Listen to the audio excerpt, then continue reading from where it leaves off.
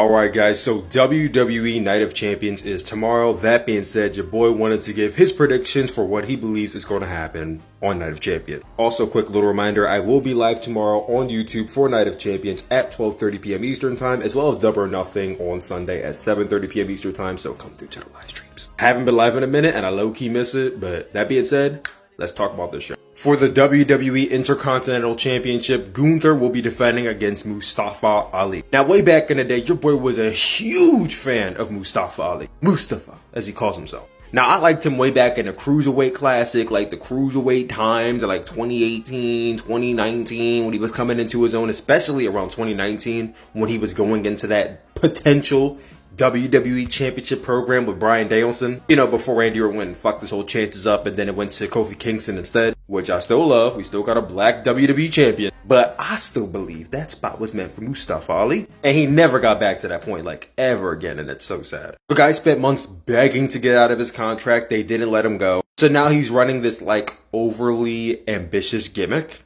which, like, kinda works. But above all, I'm really excited to see this match. I hope they give them time and I hope they go out there and show off what they can do. Because Gunther, I've seen matches with him against people like Mike Bailey and Will Ospreay and Ricochet, and he can have like fantastic matches with smaller guys, especially the guys that can move and high fly, which Mustafa Ali can do if you give him time to. I think there's potential greatness on our hands here if they give it like at least 10 plus minutes, but I think it's probably going to go less than that. All that being said though, I think Gunther retains. There's like no chance that Mustafa wins this match. Gunther's on a monstrous reign as IC champion, and it's not ending to somebody who they won't even release. So yeah, Gunther retains. There's a lot of women's matches happening tonight, and that's pretty exciting. The first of which being for the SmackDown Women's Championship, Rhea Ripley defends against Natalya.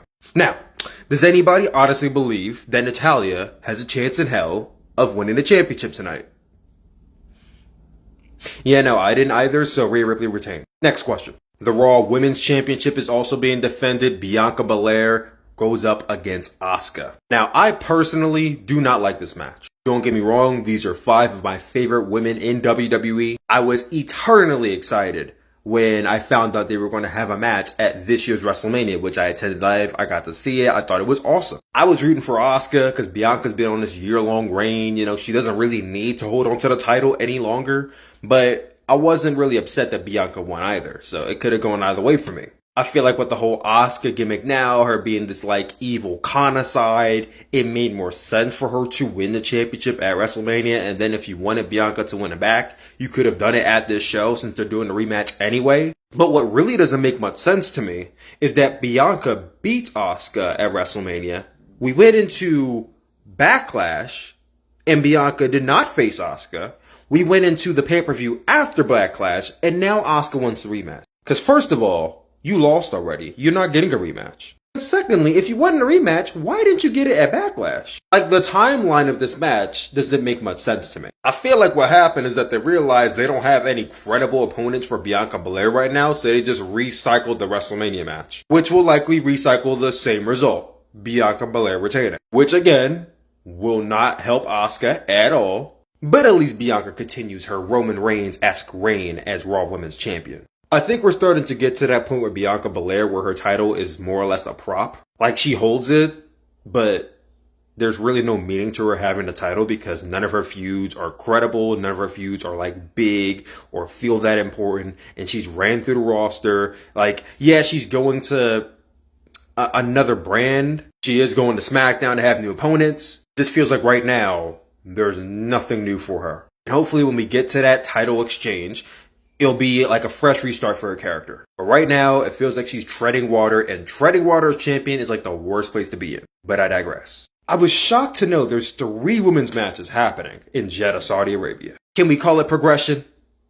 I'd say so. By force, most likely, but progression nonetheless. Becky Lynch goes up against Trish Stratus. This is a match I felt like should have happened at Money in the Bank. I know it would have been a little hard to extend this match out another month, but I felt like you have so many big matches happening on this show, there wasn't a need to have this match happen right now. Because considerably, like, Trish and Becky is a dream match for people, right? They're arguably two of the biggest WWE women's wrestlers of their generation. You would think a match like this should happen at a WrestleMania or a SummerSlam or even like a Money in the Bank or Survivor Series. Night of Champions just seems kind of premature. Like, yeah, they could do the rematch at Money in the Bank, but the novelty's kind of gone at that point. I felt like they could have waited personally, but I will say I am still excited for this match, and I'm going to go with Trish winning this match because I believe there will be a second match at Money in the Bank where Becky will win. Especially considering they're going to be in the UK Money in the Bank and Becky's European, and you know how they love putting people over in their countries. So yeah, I think Becky wins the second match, Trish is going to win this first match. So here's where we meet at a crossroads. Get it? Crossroads? I'm so funny. Because WWE has made this a triple main event. 3 really big matches that all can main event the show, but only one of them can go on last. So the real question is, what order should they go in? And let me tell you, if it's up to me, Brock Lesnar versus Cody Rhodes is not going to be third to the main event. It's going to be the curtain jerker match. As big as Cody Rhodes versus Brock Lesnar is as like a match, it is a second match. It's not the first. The novelty is not there. Yes, Cody Rhodes has a storyline with the broken arm, and, you know, him winning this match will really catapult him, even though he won already. It's like, I get it, but this should be the opening match. Having 3 big matches back to back to back is overkill for me, and I feel like for a lot of people, it'll feel the same way. So yeah, opening match. Now, who wins? I think if you really want Cody Rhodes to look strong going into Money in the Bank, I think he should win the second match too. Brock Lesnar is a ready-made star. He's had his reigns. He is fine losing 2 matches back to back. And it's not like he hasn't done that in the past anyway. He will be fine. Brock doesn't need another match and a third match at Money in the Bank. That's unnecessary. Just give Cody the win, have him go to Money in the Bank and win that. Simple enough storytelling. Anything else, I feel like we're just doing way more than we should.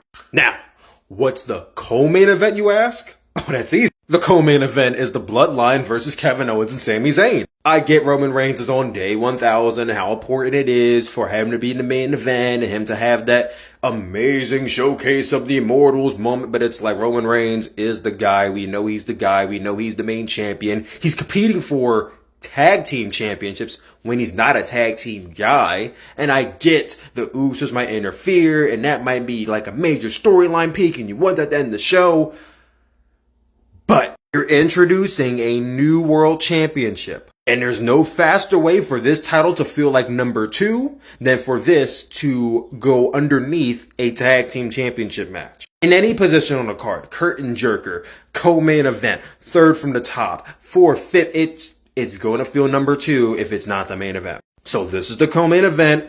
Roman Reigns will be alright. As far as my predictions for this match goes, it's a little bit harder to tell. Because at this point in time, betting against Roman Reigns is like betting against the house. Like, you know for a fact, there is a very realistic chance Roman Reigns will win this match. Very realistic. I think you're delusional if you count this out. Tag team title match or not, it's Roman Reigns. Him and Solo Sikoa winning the tag team championships can cause an even bigger rift within the bloodline because the Usos can be jealous that Roman Reigns came in and took basically their positions away from them because they couldn't get the job done. And that could lead to a chase between the Usos, Solo Sikoa, and Roman Reigns. But you can also do that exact same chase with Sami Zayn and Kevin Owens retaining. The Usos interfere, and that goes up against Roman Reigns and Solo Sikoa. Solo gets pinned by Sami. Whoop-de-whoop. They're still champions. You can still do Solo and Roman versus the Usos at Money in the Bank or SummerSlam. You can get from point A to point B with any result. But Sami Zayn and Kevin Owens having this year-long storyline where they beat the Bloodline at WrestleMania just to lose the titles back to 2 iterations of the Bloodline would be the dumbest shit they could possibly do.